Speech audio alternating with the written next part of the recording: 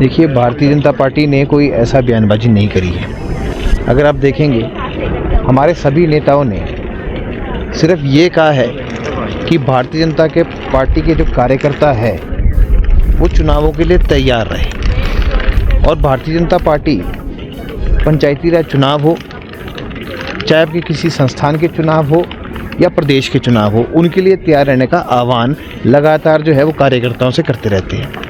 तो ऐसा कुछ भी नहीं है। बाकी मुख्यमंत्री, जब से आरडीजी बंद हुई है तब से मुख्यमंत्री जी स्वयं ही परेशान हैं। उनको लग रहा था कि आरडीजी से जो पैसा आता है उसी से वो प्रदेश चला लेंगे, और जो आत्मनिर्भर हिमाचल वाला नारा है उनका, वो सिरे नहीं चढ़ रहा है, इसलिए वो परेशान दिखाई दे रहे हैं।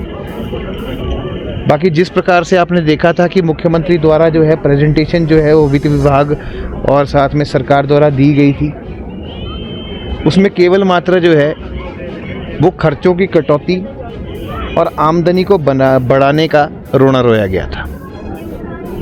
और ये भारतीय जनता पार्टी नहीं कह रही है, ये हम नहीं फैला रहे हैं। वो जो प्रेजेंटेशन की जो इनकी स्लाइड्स थी वो काफ़ी वायरल हुई, सारी जगह खबरों में भी चली कि डीए, टीए और अनेकों प्रकार के जो बेनिफिट्स जो एम्प्लॉयज़ को मिलते हैं, जो 8,000 करोड़ और 5,000 करोड़ लगभग 13,000 करोड़ के जो है, उनके ऊपर ये संशय पैदा करने का उसमें बताया था कि ये नहीं दे पाएंगे हम।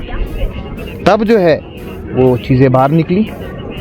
अगर आप देखेंगे कि कांग्रेस के नेता केवल मात्र एक फॉल्स नैरेटिव खड़ा करने का प्रयास कर रहे हैं आरडीजी के ऊपर, और आरडीजी के ऊपर केवल मात्र अगर राजनीति कर रही है तो वो केवल हिमाचल प्रदेश कांग्रेस कर रही है। भारत में जितनी भी कांग्रेस शासित राज्य है वो आरडीजी बंद होने के ऊपर जो है वो आपत्ति दर्ज ही नहीं कर रहे हैं, और केवल मात्र जो है वो हिमाचल प्रदेश कांग्रेस को है वो परेशानी है।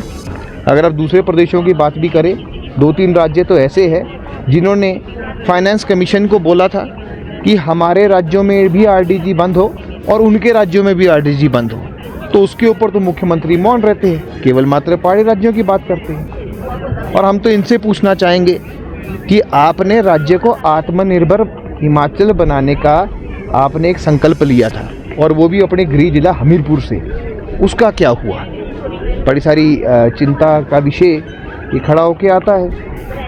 अब आप देखेंगे कि भारतीय जनता पार्टी के नेताओं ने क्या बोला। हमने लगातार एक ही चीज़ बोली कि खर्चे जो है वो तो सरकार को अपने जो है वो अपने कम करने पड़ेंगे, और किस प्रकार करने पड़ेंगे। देखिए, जब पूर्व मुख्यमंत्री प्रेम कुमार धूमल जी थे तब भी ऐसी विपदा की घड़ी आई थी, ऐसा नहीं है कि ये नहीं आती है कभी। तो उस टाइम जो है वो एक ट्रेन की टिकट लेकर दिल्ली जाते थे और वहाँ पर जो है मीटिंग अटेंड करके आते थे। अपने कारकेड को घटा दिया गया था।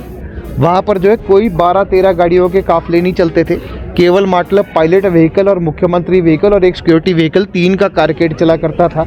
यहाँ तो आप देखेंगे कि 14-14 गाड़ियों का तो कारकेड चल पड़ता है। उसके बाद जो मंत्री है, मंत्रियों को भी हर जगह पायलट चाहिए और उनको भी बहुत बड़ा कारकेड चाहिए, तो उसके ऊपर भी इनको जो है कट लगाना चाहिए। उससे पेट्रोल भी बचेगा और खर्चा भी बचेगा। जब आप चेयरमैन की बात करते हैं तो चेयरमैन की सैलरी आपको सबको पता है कि क्या थी और अब कहाँ पहुँच गई है, कितने गुना बढ़ी है। अब पेंशनों के ऊपर और जो अनेकों चीज़ें जो ये बात करते हैं, हम तो कहते हैं भी अपनी पेंशन भी आप देखिए कि अगर आप उसमें थोड़ी कटौती कर सकते हैं, तो अनेकों चीज़ है जो सरकार को स्वयं देखनी पड़ती है। और अफसरों को भी ये सोचना चाहिए कि किस प्रकार से जो है गाड़ी की मिनिमम यूजेज के साथ वो मैक्सिमम आउटपुट निकाल सके। तो ये सारी इंट्रोस्पेक्शन का विषय है, और इसमें जो है अपने आप जो है वो संसाधन को अपना सीमित करके खर्चा बचाना पड़ेगा।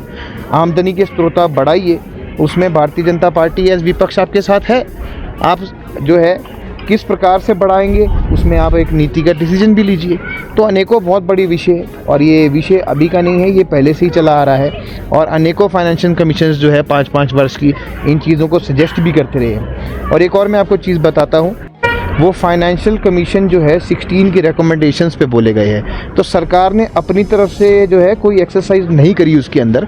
उसमें जितनी भी रिकमेंडेशंस है वो फाइनेंशियल कमीशन जो है FC 16 उसी की पड़ी गई थी। तो अभी तक तो प्रदेश ने, अपनी सरकार ने कोई ऐसी योजना और प्लानिंग नहीं बताई है।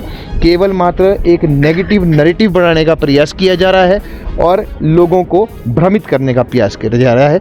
और इसी के साथ जो है अंतिम में मैं इनको याद दिलाना चाहूँगा कि जिस प्रकार से आपकी कर्ज लेने की गति है वो हिमाचल प्रदेश को जो है वो क्रोनिक सिचुएशन में ला रही है।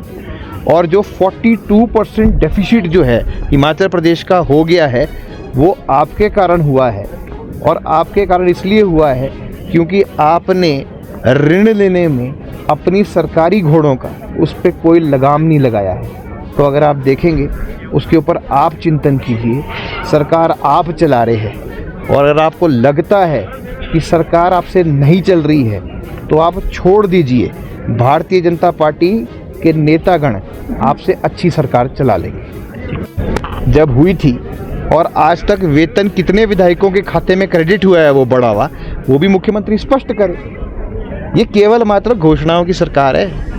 आपने वेतन वृद्धि की बात जरूर करी पर अभी तक किसी वेतन वृद्धि का जो है बेनिफिट एक भी विधायक को नहीं हुआ है। ये मुख्यमंत्री चिंतन करें।